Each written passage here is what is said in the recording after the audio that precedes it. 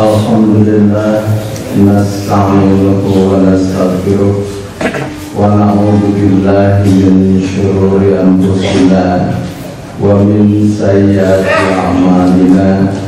May yahdihillahu fahuwal muhtadi wa may yudlil fala hadiyalah.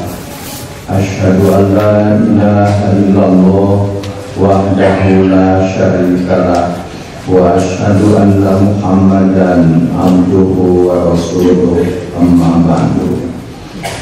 Jemaah jihad yang berbahagia, alhamdulillah kita telah dapat menyelesaikan kewajiban ibadah sholat Ramadan 1 bulan penuh.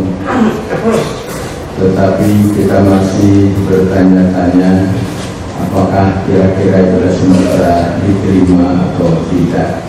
Untuk itu yang bersahabat sering saling mendoakan taqabbalallahu minna wa minkum. Semoga Allah menerima ibadah kami dan ibadah kamu sekalian. Kemudian lagi pengumuman kelulusannya belum ada. Siapa yang lulus show-nya, siapa yang tidak, siapa yang perlu dikir itu nggak ada kelulusannya, pengumuman kelulusannya. Tinggal introspeksi saja secara diri kita masing-masing, kira-kira lulus atau tidak. Untuk ukuran kelulusan dinilai sekarang setelah pelaksanaan show Ramadan, apakah ada peningkatannya atau tidak. Sesuai target ibadah saum la'allakum tattaqun, untuk meningkatkan kualitas ketakwaan. Hadirin sekalian, tapi kadang-kadang kenyataan seperti itu. Di bulan suci Ramadan kita bisa melaksanakan ibadah sholat 17 rakaat pada setiap malam, Isya 4, Ba'da Isya 2, Tarawih 11, 17 rakaat setiap malam. Anak capek, lungse, tunduk, ibu ternyata lurus.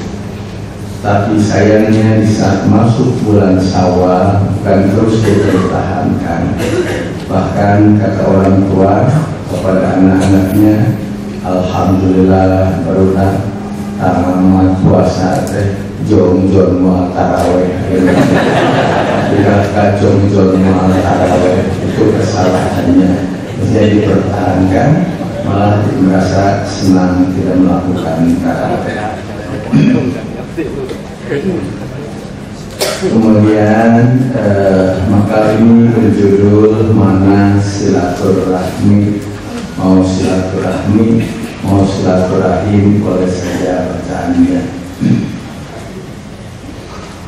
Silaturahmi kita kadang lebih mirip diartikan anjam sono, saling memaafkan, atau ya anjam sono atau saling memaafkan. Padahal anjam sono basarannya ziarah, memaafkan basarannya tolabul afwi, bersalaman basarannya musofahah. Jadi kurang pas kalau silaturahmi diartikan anjam sono, saling memaafkan atau bersalaman. Silaturahmi terdiri dari dua kata, silah dan ar-rahmi. Silah berasal dari kata wasola, yasiru silatan, artinya menyambungkan atau menghubungkan. Kemungkinan wesal itu berasal dari kata wasol, jadi wesal menyampaikan, menghubungkan. Ar-rahmi artinya kasih sayang. Silaturahmi menyambungkan, menghubungkan, memperkuat tali kasih sayang di antara kita. Itulah arti silaturahmi secara harfiah.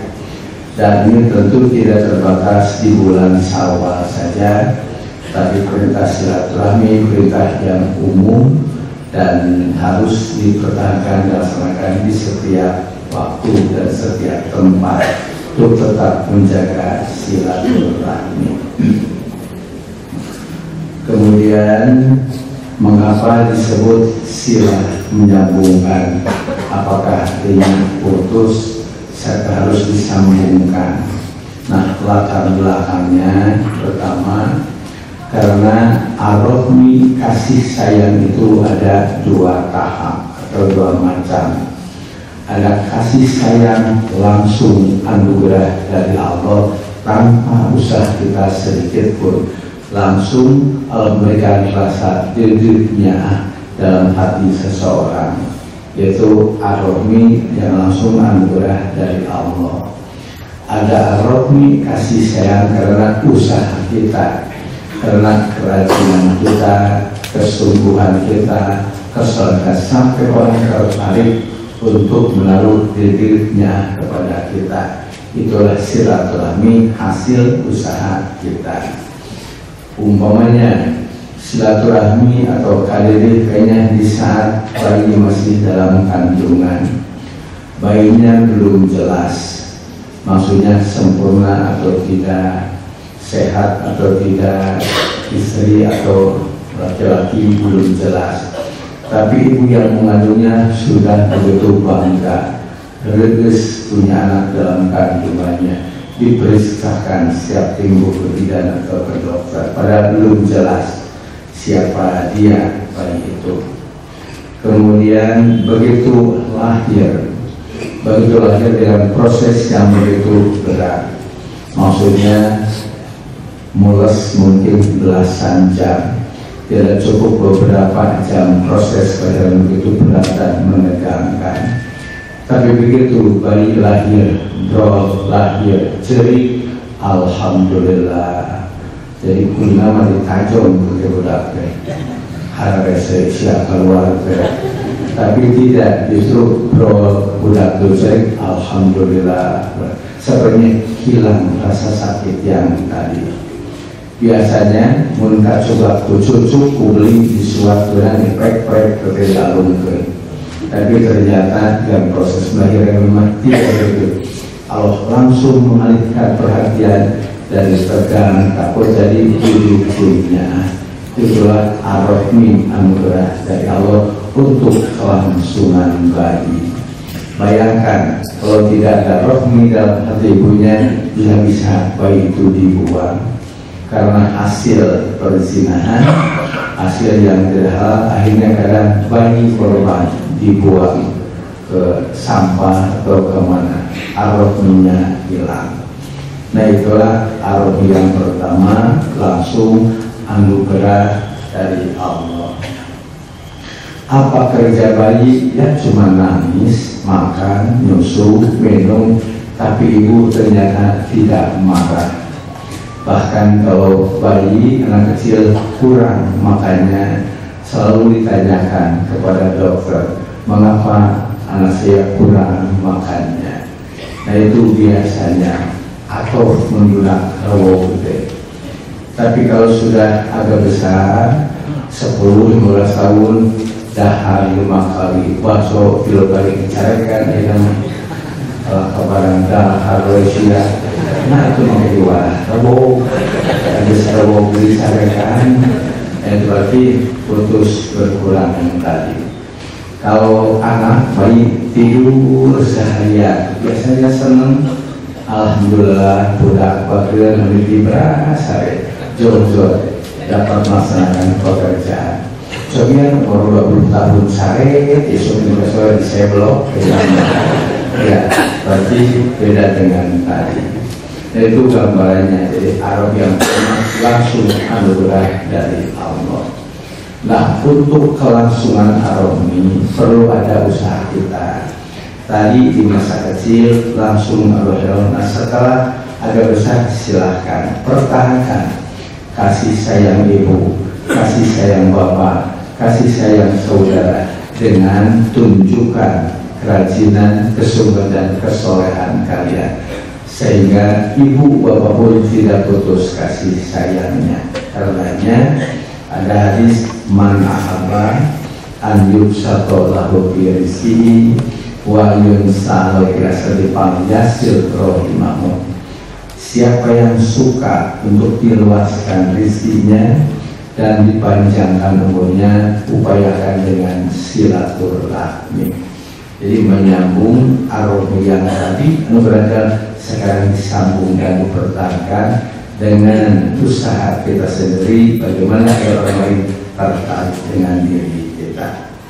Berbuat kejahatan hilang aromanya. Karenanya para ulama mendefinisikan silaturahmi ialah isolu ma'amkana minal khori wada'u ma'amkana anisakri. Silaturahmi ialah menyambungkan diri sedapat mungkin untuk berbuat baik dan menolak sedapat mungkin dari berbuat kejahatan. Maksudnya mau dikasihani yang lain, kasihan orang, kasihan Allah, lakukanlah kebaikan-kebaikan, itu akan mengundang arti yang lain. Sementara berbuat kejahatan akan mengundang marah orang lain terhadap diri kita, putus aromanya. Di tepat sekali kalau kami didefinisikan seperti ini, yaitu berupaya untuk melakukan segala kebaikan dan menahan diri dari perbuatan-perbuatan yang jahat. Itulah inti daripada silaturahmi. Kemudian yang kedua, mengapa di antara kita harus penuh kasih sayang? Mengingat manusia itu adalah makhluk sosial, tidak bisa hidup sendiri. Jangankan yang miskin, yang kaya saya tidak bisa hidup sendiri. Tapi justru pertama kaya, pertama butuh bantuan dan tangan yang miskin. Pertama tinggi pangkat dan jabatan, pertama butuh suara dukungan rakyat. Berarti bagaimana manusia tidak bisa hidup sendiri. Padahal manusia itu pintar, punya akal, berbagai keahlian, tapi ternyata tidak bisa hidup sendiri. Sementara binatang tidak berakal bisa hidup sendiri. Lepaskan ayam, kambing, kerbau, sapi, jangan diberi makan, bisa bertahan hidup. Lepaskan manusia di hutan sendiri, pasti pulang dan mau makan. Tentang manusia tidak bisa hidup sendiri, tetap butuh bantuan yang lain, butuh dukungan yang lain. Jangankan membangun umat, bangsa, dan negara atau bangunan, untuk buat sambal saja ternyata tidak bisa mengandalkan 1-2 tangan. Sambal yang sebenarnya kita coel itu hasil berapa tangan?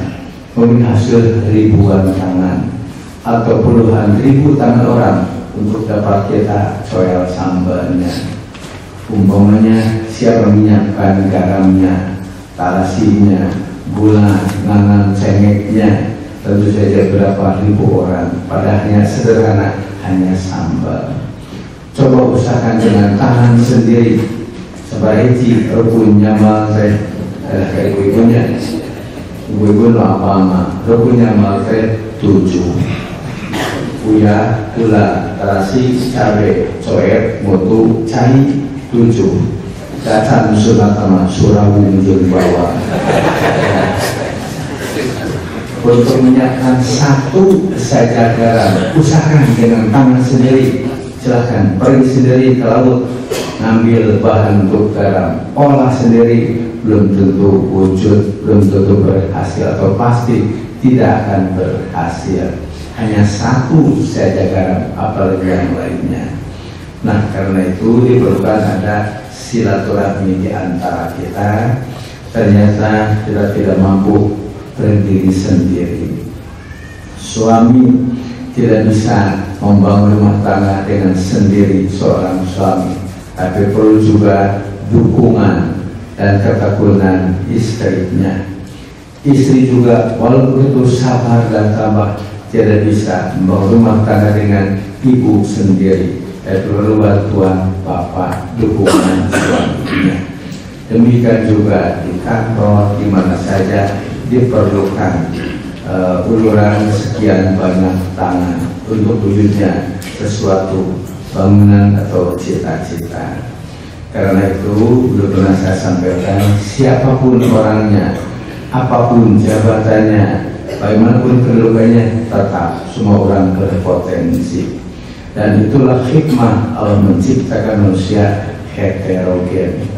Andai di satu kampung kaya semuanya, sawahnya sama 5 hektar, siapa mau nyuruh, siapa nyangkul, itu bergamah susah kalau kaya semuanya.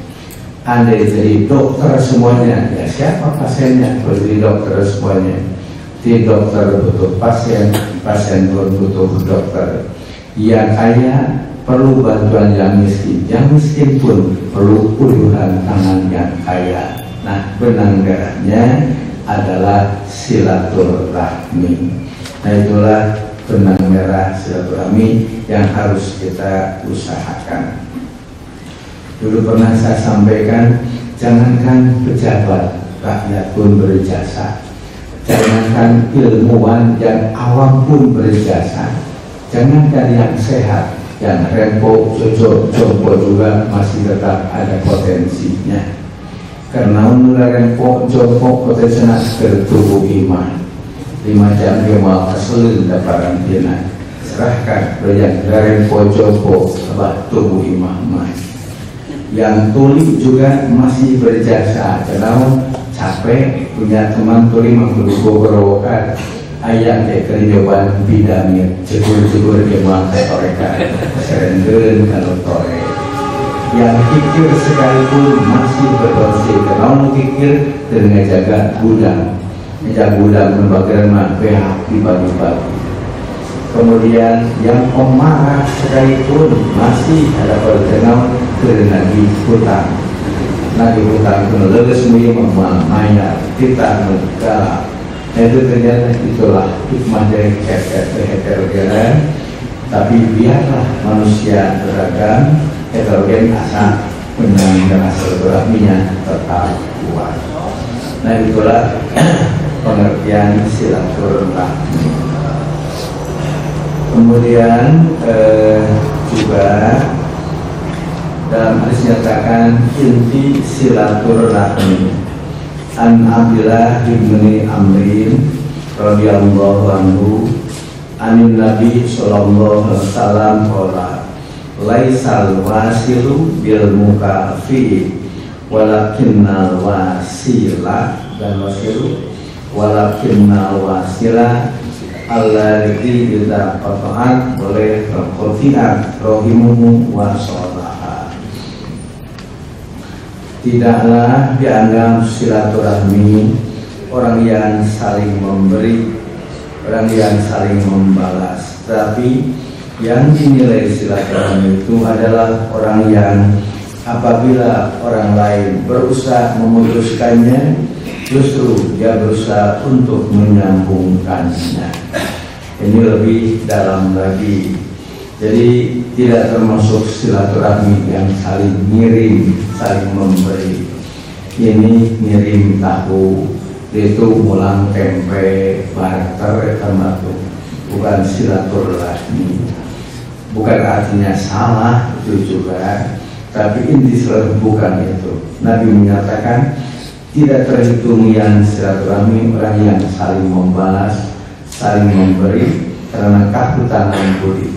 Tapi yang betul-betul al-wasil mah yaitu apabila telah putus silaturahminya, ia berupaya menyambungkannya kembali. Dengan kata lain, orang yang telah memutuskan hubungan dengan kita berupaya untuk menyambungkannya kembali.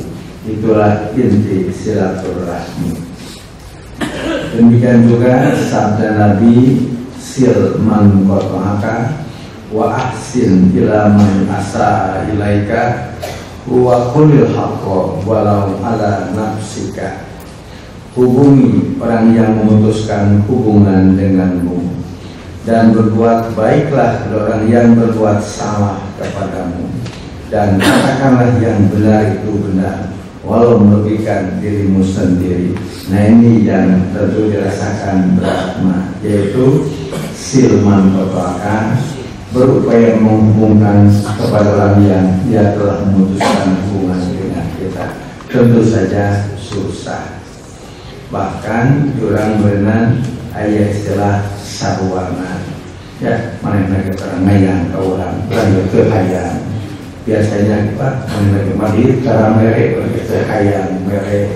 Biasanya begitu umumnya manusia. Justru Nabi menyarankan coba hubungi orang yang memutuskan hubungan denganmu, coba belajar berbuat baik kepada orang yang berbuat salah dan berbuat kasar kepadamu. Katakanlah yang benar itu benar, walau melebihkan dirimu sendiri. Nah itulah inti silaturahmi. Kemudian tentu juga perlu diupayakan apa saja perekat silaturahmi agar tetap arahmi utuh, utuh di antara kita. Di antaranya banyak perekat silaturahmi. Satu, karena hubungan nasab.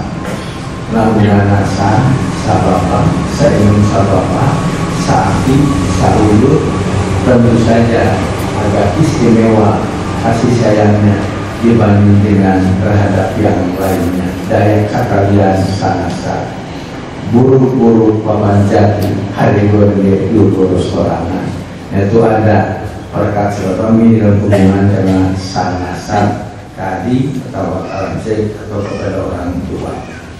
Yang kedua, perekat silaturahmi dengan sabab akad nikah suami istri yang dulunya tidak kenal, tempat juga berjauhan. Setelah dijalin dengan akad nikah, timbullah saling menyayangi antara suami dan istri. Yang ketiga, karena hubungan bisnis. Karena ada hubungan bisnis, langganan, dagang, jualan, ada beda atau kasihnya karena ada hubungan bisnis. Hubungan seprofesi lagi, yang sama-sama seprofesi, sama-sama jadi tentara, dokter, PNS, satu kantor, ada ikatan arahmi, kasih sayang di antara mereka. Itulah perekat silaturahmi.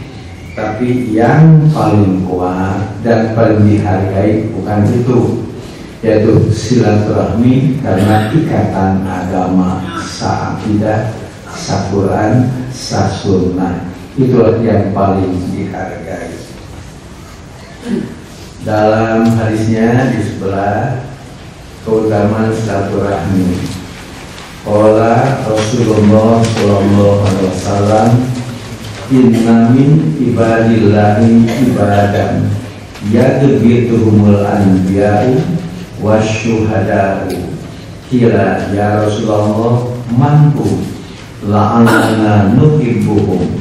Qala hum kaumun tahabu billah min ghairi amwalin wala ansabin wujuhuhum nurun ala manabir min nurin la yakhufuna idza khawfan nas wa la yahzanuna idza hazinan nas.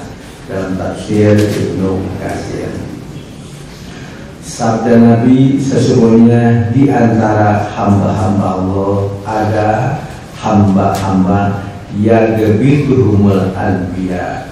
Gobito artinya kabita, jadi gobito jadi kabita. Dalam bahasa Arab dari gobito jadi kabita. Yang begitu humulan yang para nabi saja tertarik, wasyuhada, demikian juga para syuhada. Jadi ada hamba-hamba Allah nanti dari kiamat, ternyata para anbiya Rasul juga tertarik dan kaget. Punya amal apa mereka sampai punya kedudukan seperti itu. Kemudian Rasulullah ditanya, manhum, siapa mereka itu?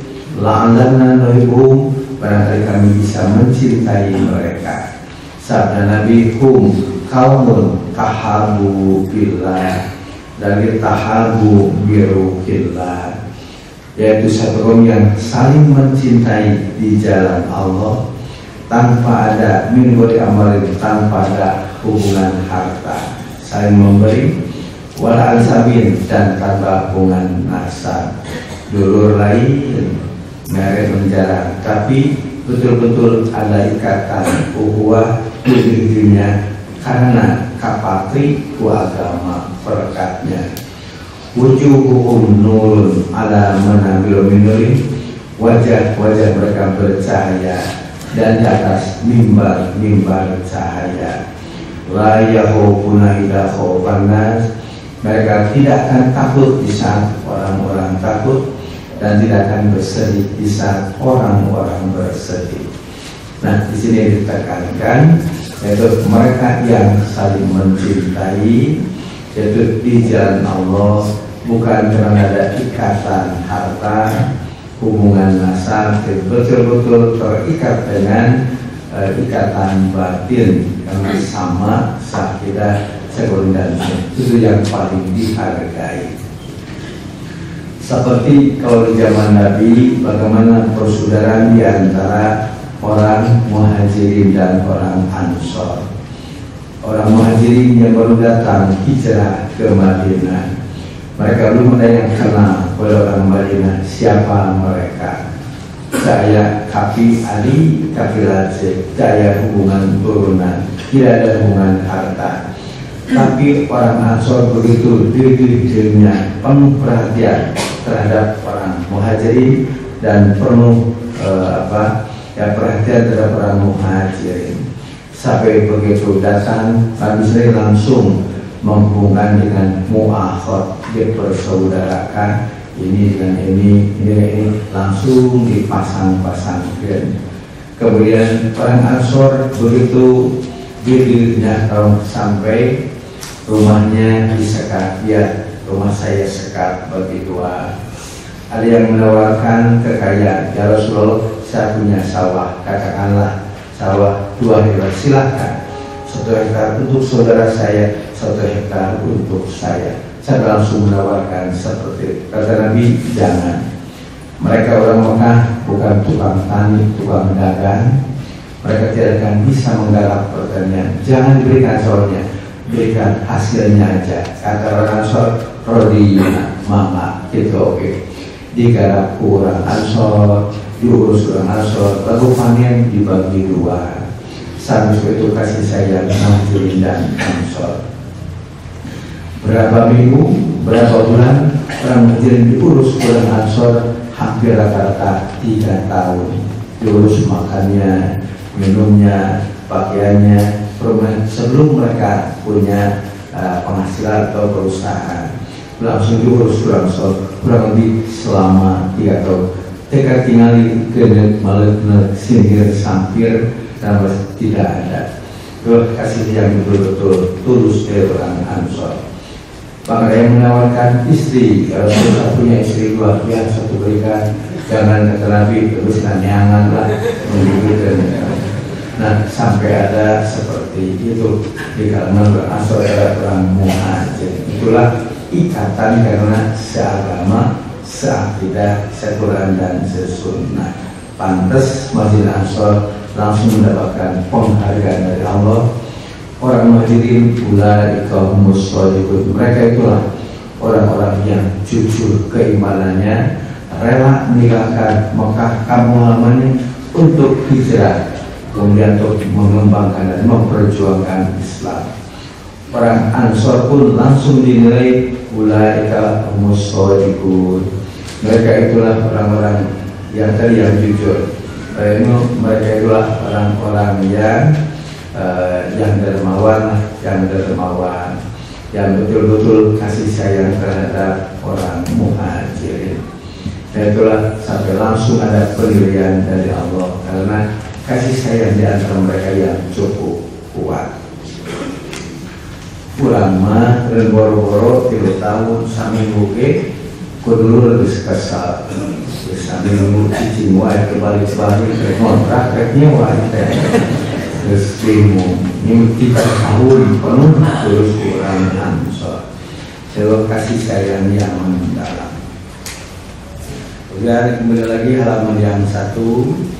An Abdillah bin Mas'udin qala Rasulullah sallallahu alaihi wasallam, inna Allaha qasama bainakum akhlaqakum kama qasama bainakum arzaqakum wa innallaha azza wa jalla yu'tid dunya man yuhibbu wa man la yuhibbu wa la yu'tid dina illa man ahabba paman atahu din faqad ahabbahu walladzi nafsi biyadihi la yuslimu abdun hatta yaslama qalbuhu wa lisanuhu wa la yu'minu hatta ya'manna jaruhu bawa'iqahu. Qultu ya Rasulullah wa ma bawa'iquhu wa la ghassuhu aw dhulmuhu. Sabda Nabi, sesungguhnya Allah telah membagi di antaramu akhlakmu sebagaimana Allah telah membagi rezeki di antara kamu.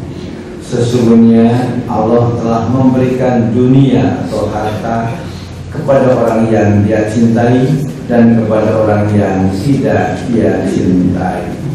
Maka siapa yang diberikan agama berarti Allah telah mencintainya. Demi dat yang direpuk ada di tangan kekuasaannya, tidak terhitung Islam seseorang kecuali jika selamat hatinya dan lisannya, dan tidak terhitung iman seseorang sehingga tetangganya merasa aman dari gangguannya. Aku bertanya, apa itu gangguannya? Nabi menjawab, tipuannya dan tindak kezalimannya. Dalam hadis ini dinyatakan bahwa Allah telah membagi akhlak kamu. Tidak semua orang ramah, ayat pemarah, ayat dermawan, ayat kopet, koret, misalnya. Demikianlah Allah membagi akhlak manusia beragam berbagai kafe. Ayat hamur bacot murah, concot. Hamur bacot mahal, concot. Nyarekan wae beri merek tara deui. Aya nu nyarekan meuneun ngan merek deui memang. Saya itu rupa-rupa. Ada yang pendiam aja, anu cerewet baik. Demikianlah akhlak manusia beragam. Untuk ada saling pengertian di antara mereka. Sebagaimana Allah telah membagi rezeki kamu berbeda. Ada yang kaya, ada yang miskin, ada pejabat, ada rakyat, ada yang mudah cari harta, ada yang susah sekali. Tapi catatannya, Allah pasti akan memberikan dunia kepada orang yang dia cintai dan kepada orang yang tidak dia cintai. Nu muslim diri sekian, nu kafir ke diri sekian. Tapi wala yu'tid din illa man ahabba. Allah tidak memberikan agama kecuali kepada orang yang ia cintai. Ya, berarti kalau kita sudah ada senang untuk beragama, melaksanakan perintahnya, semangat telah ilmunya, itu berarti sudah termasuk man ahabba, orang yang telah Allah cintai pada dia, di mana ada ketertarikan dengan agama, kemudian ada kesungguhan dalam beragama. Kemudian walladzi nafsi biyadihi, demi zat yang diriku ada di tangan kekuasaannya, tidak terhitung muslim seseorang kecuali jika selamat hati dan lisannya. Hatinya tidak punya pikiran jelek, kasar, kejam, koret, tidak mau menipu orang yang lain. Hatinya selamat. Demikian juga lisannya tidak mudah saja umpamanya mencaci maki yang lain, memarahi yang lain. Betul-betul hati dan lisannya selamat, tidak mengganggu yang lain. Dan tidak terhitung iman seseorang kecuali kalau tetangganya sudah merasa aman dari gangguannya. Kata yang bertanya, apa gangguannya itu? Yaitu kosuhu, penipuannya, dan tindak kedolimannya. Jadi untuk ukuran seorang mukmin itu apabila tetangganya, keluarganya sudah tidak merasa sakit hati dengan tindakannya, pernah pacarekan karena bahasa dan lain, itulah ciri muslim dan mukmin. Itu dengan yang lain, apalagi hubungan suami dengan istri, orang tua dengan anak, dosen dengan mahasiswanya, guru dengan santrinya, harus lebih kuat lagi silaturahminya. Nah, itulah ajaran silaturahmi dalam Islam, betul-betul merupakan prinsip untuk apa? Untuk menjaga hubungan di antara kita, agar saling menyayangi di antara kita. Kemudian kasihanilah siapa saja yang ada di muka bumi. Rasa ar-rahmi, kasih sayang, bukan saja kepada istri, kepada putra, tapi kepada siapapun harus tetap ada rasa kasih sayang kepada mereka. Sabda Nabi, ar-rahimun yarhamukumur rahman, irhamu man fil ardi yarhamkum man fis sama. Sabda Nabi Rasulullah bersabda, orang yang penyayang itu pasti disayangi Allah. Sayangilah mereka yang ada di muka bumi, pasti yang ada di langit akan menyayangimu. Jadi sifat kasih sungguh betul-betul diterapkan. Coba sayangi siapapun yang ada di muka bumi, pasti makan di langit, Allah dan malaikat akan menyayangi kamu. Tidak terbatas kepada istri dan anak saja, bahkan terhadap yang berbeda agama sekalipun, dalam hal-hal yang tetap perlu ada kasih. Andai ada yang tabrakan, kecelakaan, periksa KTP-nya, muslim bukan, kafir, antar senang modal. Tidak boleh muslim begitu. Kajian kafir kayaknya celaka mah turunan mereka. Nulah parmah beri aja makanan, ulah kena kafir. Tidak ada ajaran Islam seperti itu. Tapi dalam hal-hal yang kaitan dengan akidah, memang tidak ada toleransi.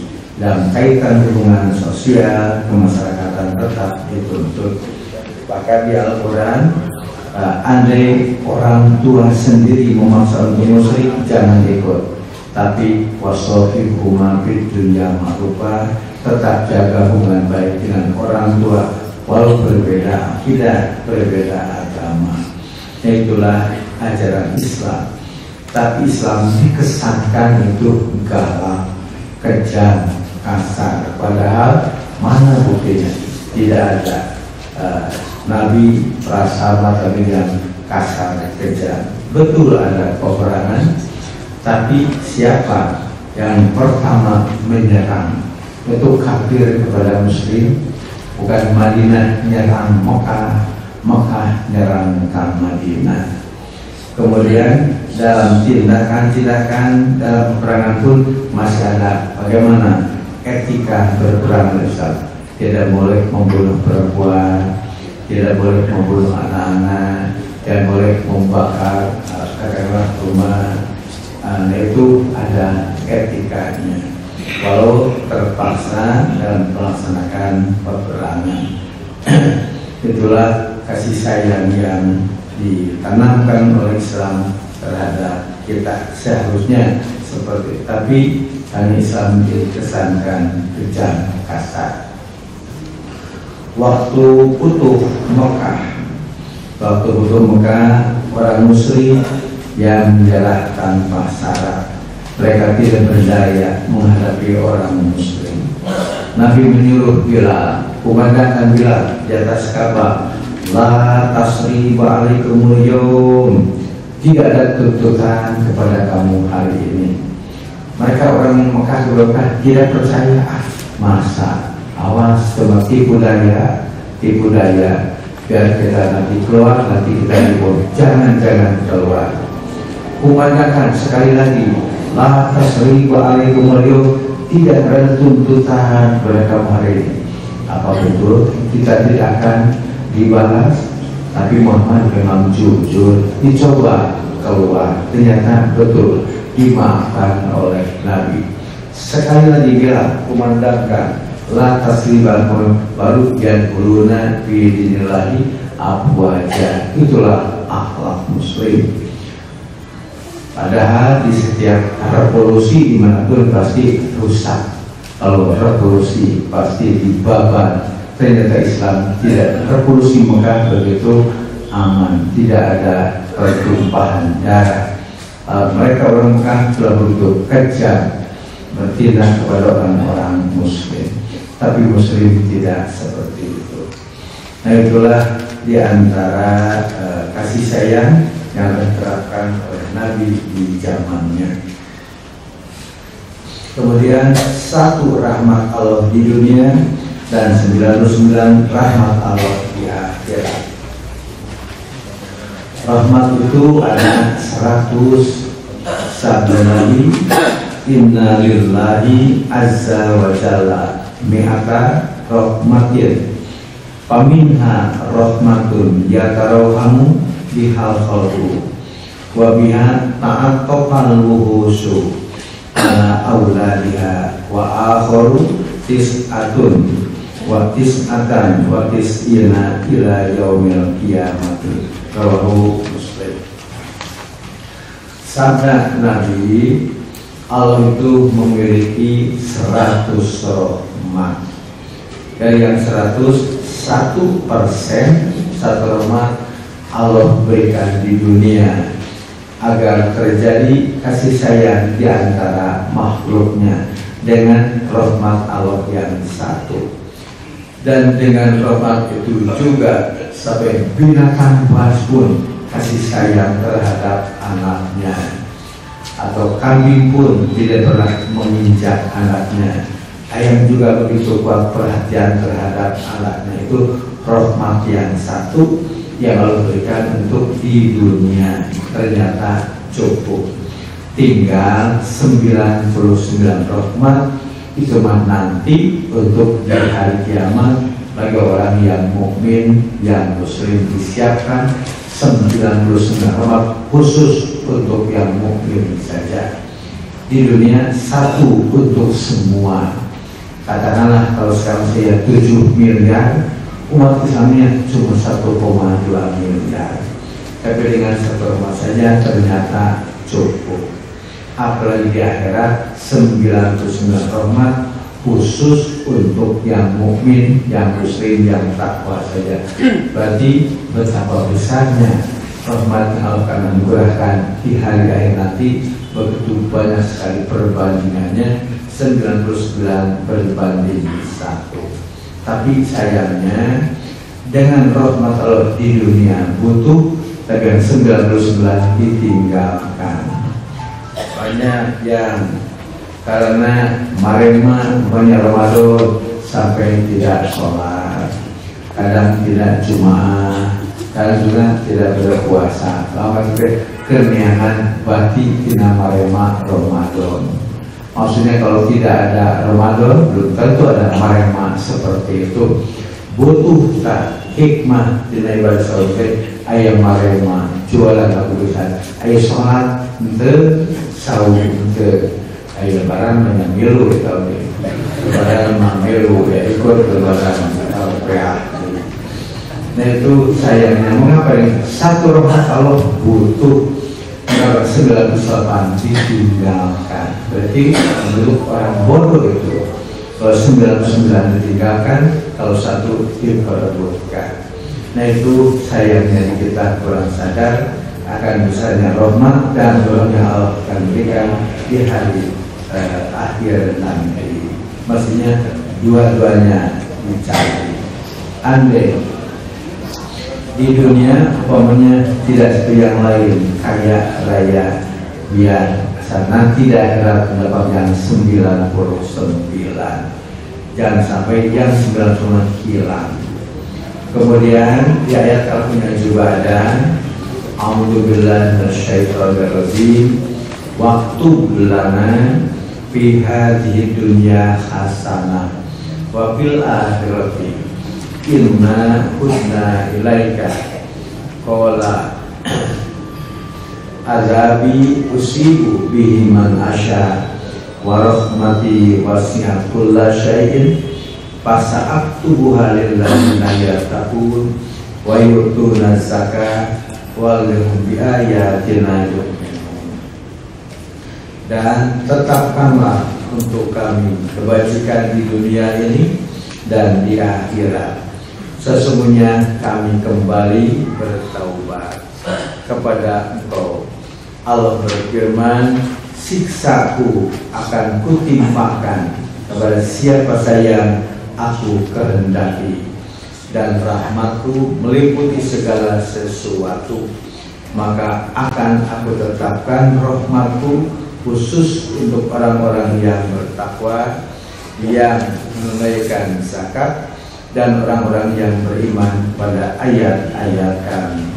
Dalam ayat ini juga saya tegaskan, warahmati wasiat kullasyai'in, rahmat Allah cukup untuk segala sesuatu. Berapa miliar jumlah manusia di dunia, berapa miliar jumlah binatang, kemudian ikan, dan semuanya kabagi rahmat Allah.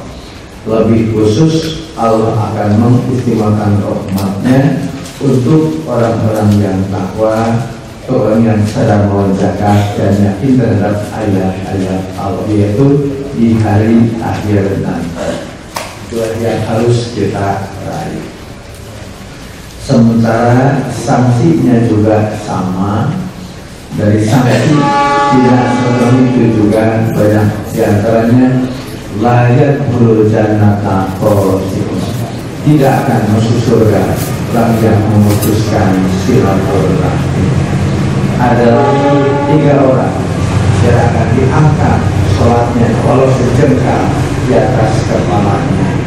Maksudnya amal beri angkat oleh Allah Ta'ala, tapi untuk 3 orang tidak akan diangkat walau sejengkal saja. Di antaranya ada wa akhawani mutasorimani, dan 2 bersaudara yang terus bertengkar kewawu-wawu. Nah itu dia dinyatakan tidak akan diangkat sholatnya. Maksudnya yaitu 2 bersaudara yang terus bersitegang. Nah itu diantaranya. Karenanya silaturahmi merupakan prinsip-prinsip Islam yang harus kita terapkan dan kita usahakan agar tetap di antara kita itu kuat. Apalagi suami terhadap istri, istri terhadap suami, orang tua terhadap anak, anak terhadap orang tua, atau guru terhadap muridnya. Tidak akan ada tindakan KDRT, kekerasan dalam rumah tangga, tidak mungkin kalau prinsip silaturahmi diterapkan. Tetapi bukan di bulan Syawal saja dengan acara-acara silaturahmi, tapi ini prinsip yang harus dipertahankan di setiap waktu dan tempat agar tetap menjaga silaturahmi di antara kita. Demikianlah pengertian silaturahmi. Ada lagi satu lagi di Al-Quran, ada wayak tauna ma amaruhi ayyusolah.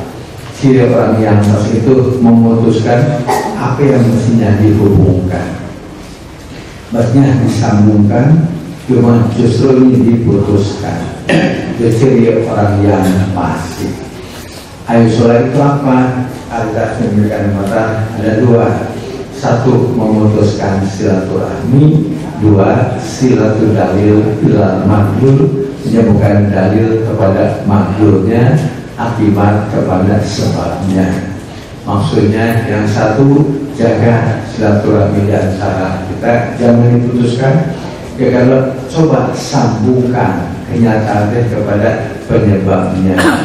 Maksudnya kalau ciptaan itu coba hubungkan kepada penciptanya. Jadi semua yang kita lihat, inna fi dzalika la ayatin liqaumin hubungkan, itu tanda-tanda kekuasaan Allah. Banyak sekali hal-hal yang di luar kemampuan kita, coba hubungkan bahwa semua itulah tanda-tanda kebesaran Allah. Ari endo tina namun tina hayam, ari hayam tina endo, ari endo tina hayam, ari hayam tina endo. Dan mau ayat tungtung nado pasti ada ayam yang pertama yang bukan dari telur, atau telur yang pertama yang bukan dari siapa yang menciptakan telur ayam yang pertama. Jawab dengan akal, muangka jawab. Ternyata itu karapimu menurut sok kosong sedikitnya, kalau direbus kosong sedikit, nanti kabok-kabok akhirnya lebih penuhan. Jadi ternyata yang ruang kosong itu bekal pertama untuk pernapasan ayam di saat menetas. Itu menetas, kakinya napas nanti di ruangan yang kosong sudah sama bahan. Ternyata itu jika kalau sampai menyiapkan untuk bahan bernapas untuk ayam itu pertama kali menetas, itu banyak sekali hal-hal yang harus kita jadikan. Kemudian saya pernah tanya kepada seorang dokter, apa yang model cipta? Soalnya juga usaha model. Tolong awam berdokter kita nanti keotakan. Apa diantaranya? Ustaz, bahan kuku dan bahan rambut sami dari satu zat keyakinan sama. Bahan kuku itu bahkan tapi model kalau kan secara berenggu kali berengkuku, malu kan secara berengkuku, tapi berengkuku sama bahannya ada apa misalnya tidak pikiran sama dokter obat tidak kan banyak karenanya. Kata dokter, insya Allah Ustaz, dokter mah mau sobong sama kue ilmuna karena terasa masih banyak dokter keotakan dokter oke. Saya pernah tanya profesor dokter bilang kedokteran, Prof mungkin dengan teknologi canggih kedokteran bisa cangkok otak? Nggak mungkin Ustaz cangkok otak mah. Ya kan cangkok ginjal berhasil, cangkok mata berhasil, kan bisa cangkok otak. Sekian tahun kemudian tidak mungkin, sampai hari kiamat tidak mungkin dokter bisa cangkok otak. Saya sampaikan kalau bisa cangkok otak dokter lumayan. Profesor dokter mau raka akhir ketua BK itu jadi berusaha. Kalau betul nggak Ustaz tidak mau biasa. Cuma kalau bisa lumayan. Di sekolah kuliah menengah kalau tak profesor sudah ketua BK itu jadi berusaha kalau bisa harus menciptakan sudah tidak mungkin. Kemudian juga menghadiri sidang terbuka Dr. Hadi Karno, doktornya S3-nya itu juga banyak menyinggung masalah-masalah keagamaan bahwa ilmu itu hanya sedikit sekali. Wa ma utitu minal ilmi illa qalila. Diakui oleh para dokter juga masih sangat terbatas. Dokter ini saja sudah berapa puluh tahun menganalisa itu ternyata sulit sekali. Ya, mereka mengakui begitu banyak ilmu Allah. Kemudian menyinggung juga malpraktek. Kita berani kata Sayyid Umar katanya jangan cari harta dengan ilmu. Ilmu mah harus untuk pengabdian. Katanya mau cari harta dagang ke pasar tuh, ilmu untuk pengabdian. Sampai ada kisah seperti itu. Nah itulah gambaran bahwa kita memang masih banyak hal-hal yang kalau kita telusuri masih banyak otak kita yang mogok, kecuali kembali kepada Allah. Itulah kebesaran dan kekuasaan. Sekian materi yang dapat saya sampaikan. Tinggal barangkali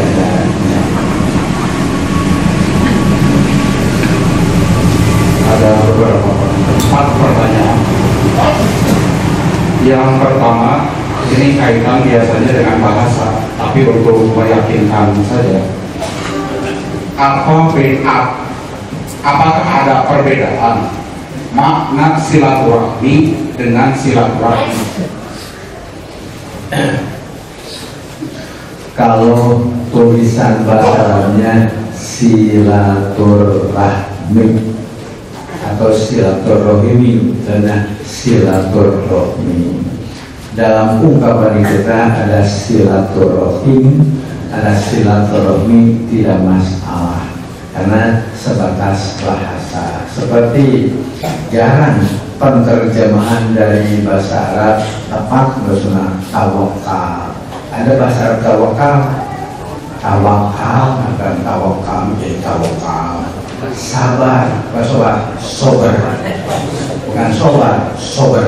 Jadi sabar, akhir baik harus jadi bahasa di kita dan terjemahan. Ada kaidah bahasa walatul masyhur awlan min sohil mahjur. Salah nugas lumrah lebih hadeh daripada benar untuk pakai. Nanti kali salah lumrah daripada benar untuk pakai. Buktinya, iya, yang benar yang kamu. Belum kamu kalau kamu bahasa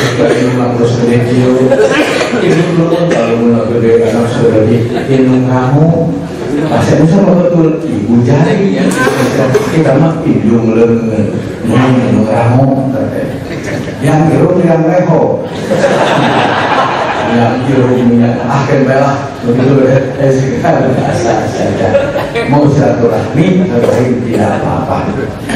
Jadi semakin jelas bahwa silaturahmi dan silaturahim hanya bahasa saja. Kemudian berkaitan dengan istilah di kita ketika selesai Idul Fitri, selalu saja ada istilah silaturahmi atau kemudian berubah bahasa menjadi halal bihalal. Dalam hukum Islam itu acara khusus seperti itu bagaimana?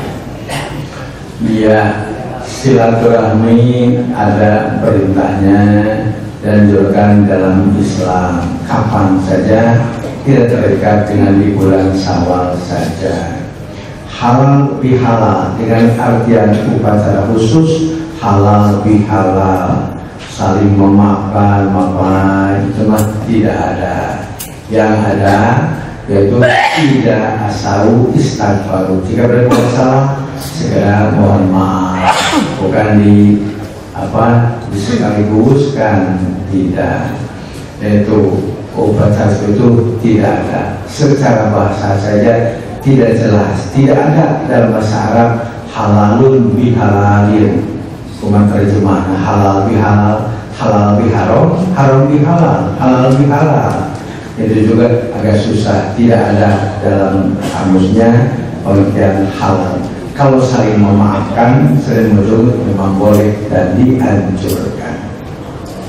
Ini juga jadi menghapus anggapan bahwa itu sepertinya harus. Kemudian tadi seperti yang pertanyaan ketiga sudah dijawab. Setiap Idul Fitri bertemu saling berdoa taqabbalallahu minna wa minkum, kemudian saling memaafkan. Nah, ada keterangan khusus tidak kaitan dengan memaafkannya? Kalau redaksi khususnya tidak ada, hanya redaksi di kalangan para sahabat yaitu taqabbalallahu minna wa minkum. Semoga Allah menerima ibadah kami dan ibadah kamu sekalian. Termasuk juga itu sudah termasuk saling memaafkan. Dalam arti kalau ibadahnya diterima berarti itu juga harus ada saling memaafkan di antara kita. Lebih dari itu banyak juga hadis dan ayat yang menganjurkan agar saling memaafkan di antara kita. Itu banyak ayat Al-Quran dan hadis yang memerintahkannya. Satu lagi terakhir Ustaz, berkaitan dengan keterangan Ibnu Katsir. Apa yang dimaksud dengan wajah mereka bercahaya di atas mimbar yang bercahaya? Maksudnya mereka dikumpulkan di hari kiamat dengan wajah yang cerah, bercahaya di atas tempat yang bercahaya, mimbar yang bercahaya. Itu maksudnya. Walau prakteknya seperti apa, cuma ungkapan saja. Wajah-wajahnya bercahaya di atas tempat-tempat dan mimbar-mimbar yang penuh cahaya. Prakteknya bagaimana? Wallahu a'lam. Yaitu gambaran keutamaan daripada silaturahmi yang perlu ikat hubungan karena Allah. Demikianlah pengajian ahad pada hari ini. Akhir doa, Rabbana atina fid dunya hasanah wa fil akhirati hasanah wa qina adzabannar. Wassalamualaikum warahmatullahi wabarakatuh.